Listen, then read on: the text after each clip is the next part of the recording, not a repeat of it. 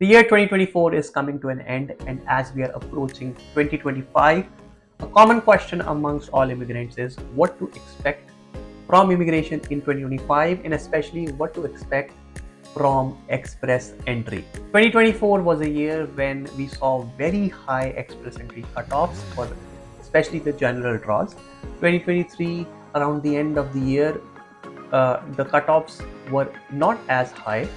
2023 overall the cutoffs were low and they started increasing, started going high by the end of 2023. In 2024, for most part of the year, the cutoffs were very high, almost unattainable for most applicants, and the draw sizes were small.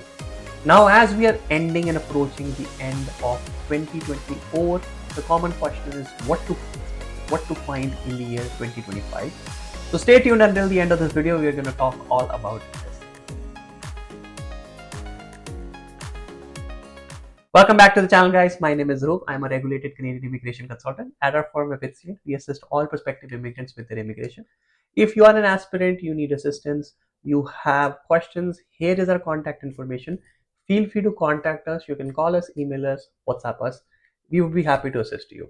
If you would like to chat with me personally for your case, you can book an appointment. The link to book an appointment is in the description of this video.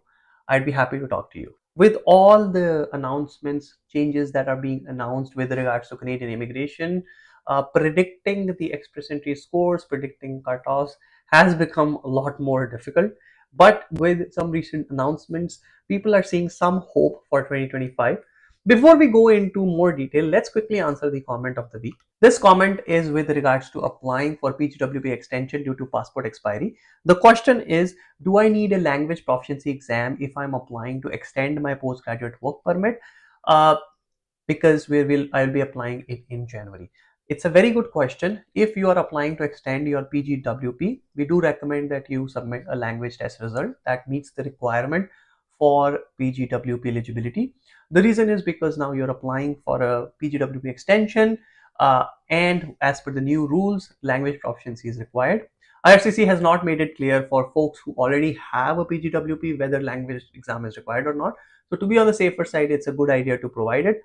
Anyways, you will need a language exam for your PR application, so you would have that already, or you would need to get one. So it's better if you apply with the language proficiency exam. I hope this helps. Now, coming back to what to expect from express entry in the year 2025, let's first understand the state of the pool right now. So here on the screen, you can see the latest round we had on December 16. This was the latest draw with a cutoff of 727, and the number of invitations was 1085. This was a PNP specific draw.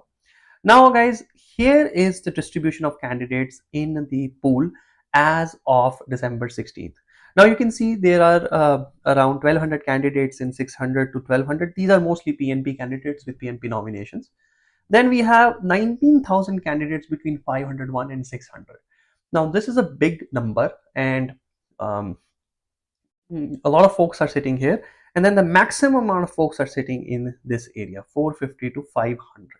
Now, this is the current distribution, and if you look at the draws in this year, in 2024, you can see that most of the CEC draws were above 500. Almost all the draws were above 500, which is a very high score.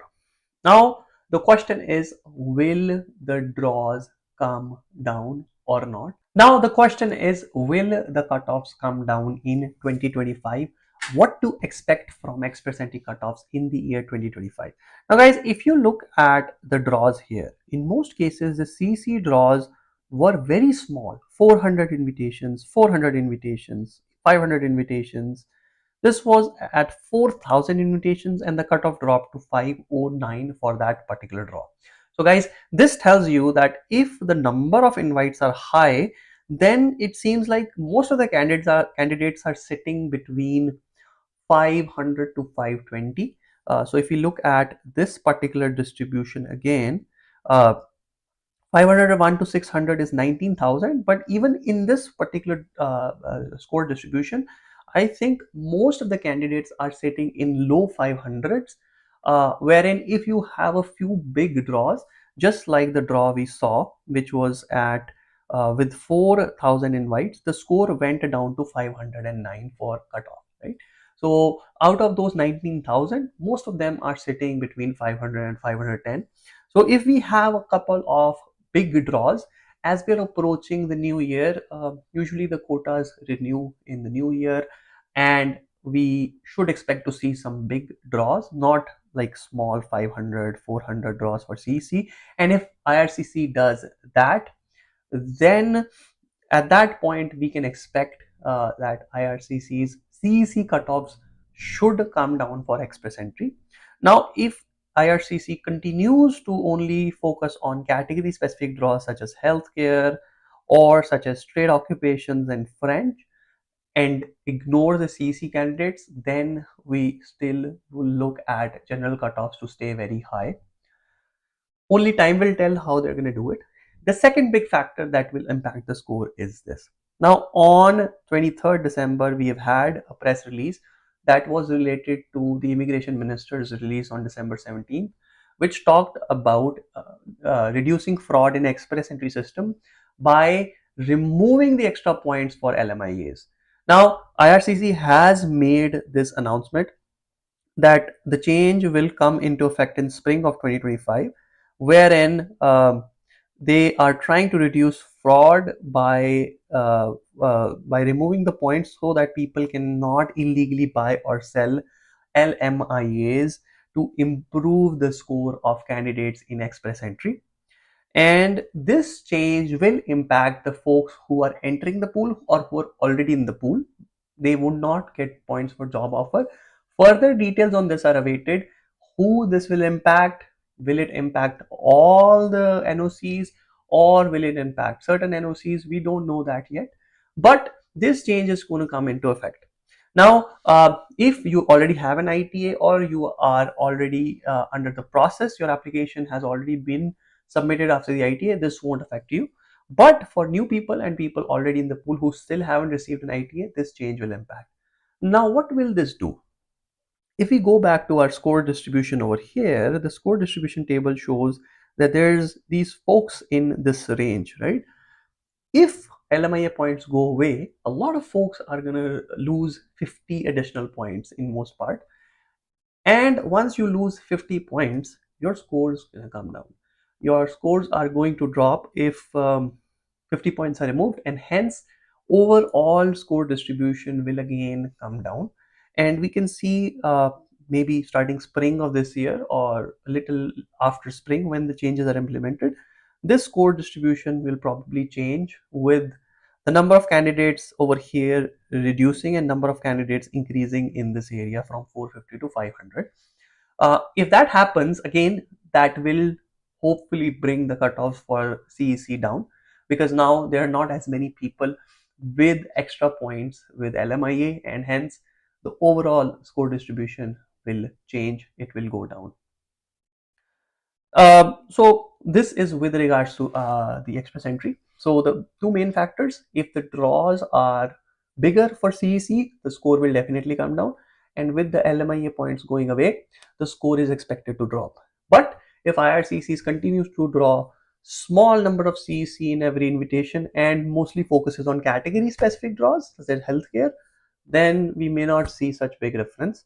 Now, starting 2025, we would see how things turn out. As per now, this is the predictions based on the information that we have.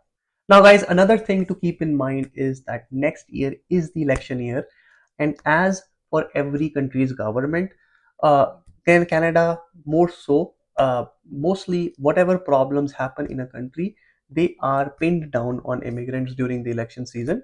That is what the Canadian government has also done.